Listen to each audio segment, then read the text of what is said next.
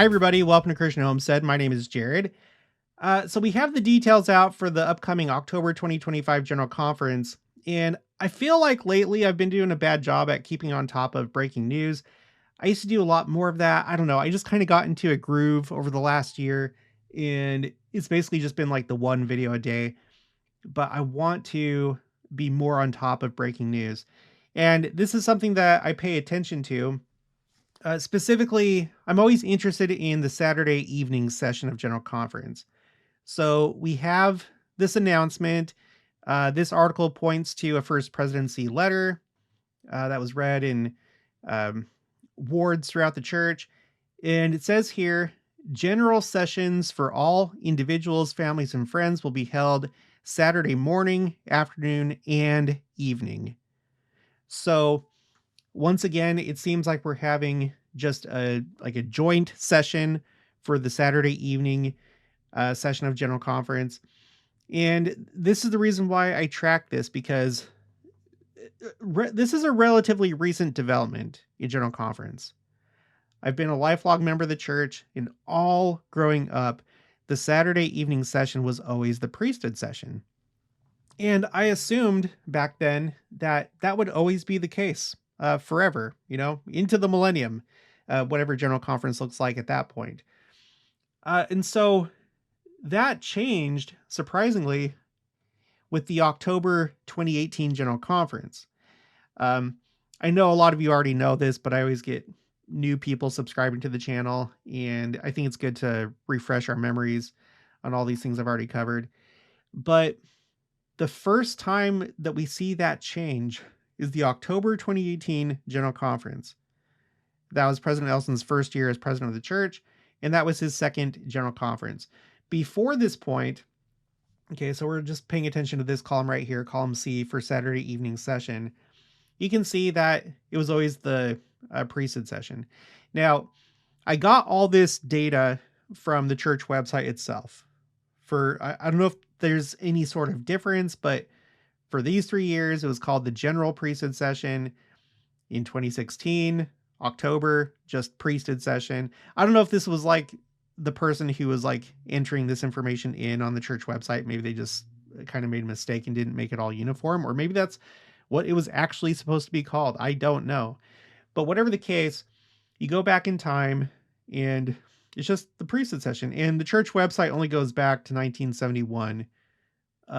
I don't know if before that point, that's where you start to have conference report, rather than General Conference being reported in the Ensign and Leahona. I still don't really know that.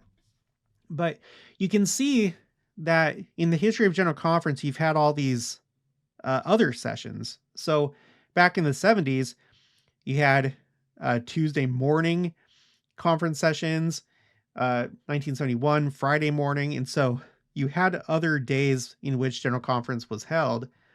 And then you also had, for a time, from 1974 until 1982, welfare sessions having to do with the church's welfare system.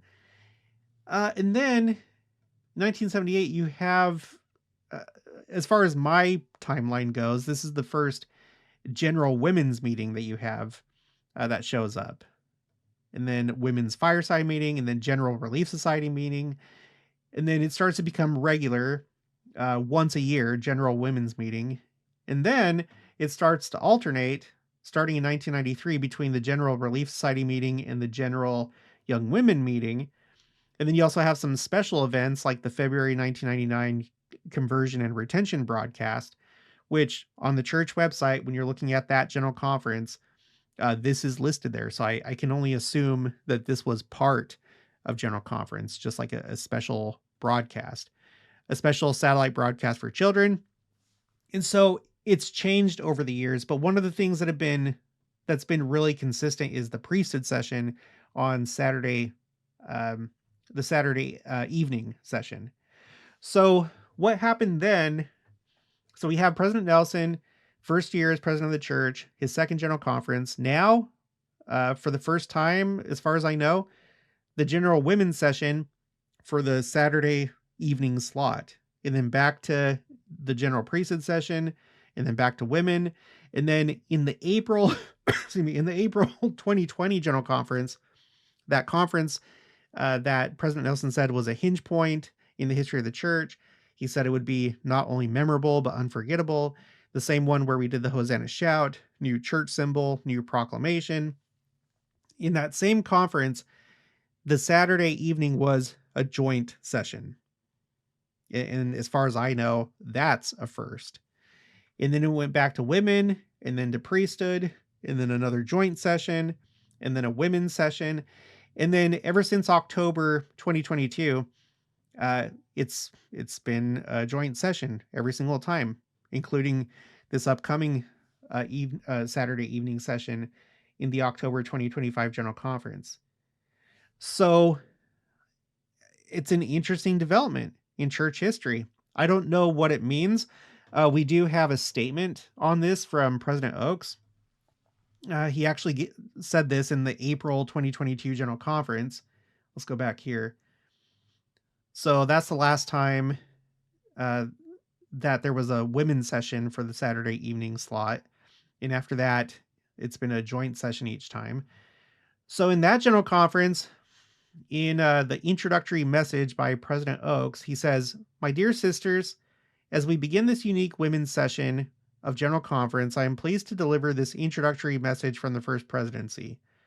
Our Saturday sessions have a history of different purposes and different audiences. This evening, we add to that history as we embark upon a new purpose and procedure for the foreseeable future. The gospel of Jesus Christ does not change. Gospel doctrine does not change. Our personal covenants do not change. But over the years, the meetings we hold to communicate our messages do change, and very likely will continue to change over the years. For now, this Saturday evening meeting is a session of General Conference, not a session of any organization. Like all sessions of General Conference, the planning, speakers, and music are designated by the First Presidency." So he says for the foreseeable future. And so that's held true for, 1, 2, 3, 4, 5, 6, 7 General Conferences in a row. Obviously, they don't just do this on a whim. And the Lord is the one that directs his church.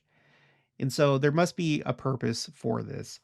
I don't know what that purpose is. I would love to hear your thoughts in the comments below, why you think that the church has done this.